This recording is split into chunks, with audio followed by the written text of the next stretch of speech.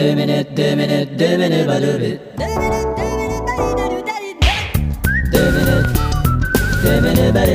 les 2 minutes du peuple.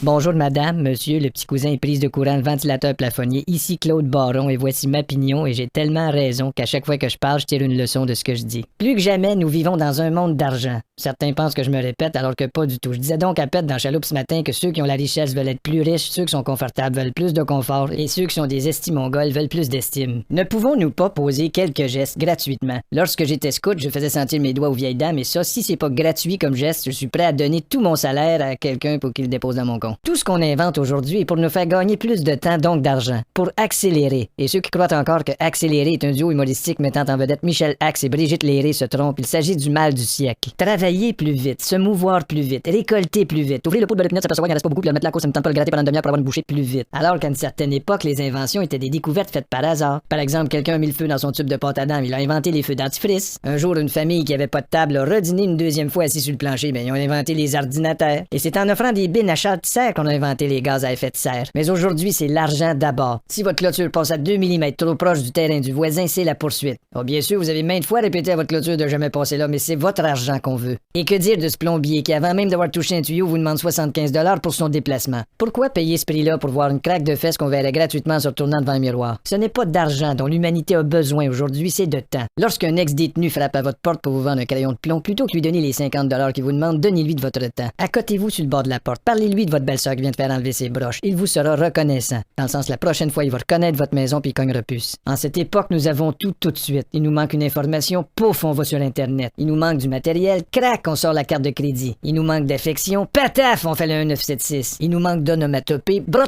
on en invente un. Le problème, c'est l'abus. Et ça m'amène à vous parler de la liberté d'expression à la radio. Les communicateurs, personne ne veut les museler, ce qui signifie les forcer à manger des muselix. On a le droit de dire va te promener, va te faire voir, va te faire cuire un œuf. On appelle ça le droit de vote. Mais ce qu'il faut éviter, c'est l'abus.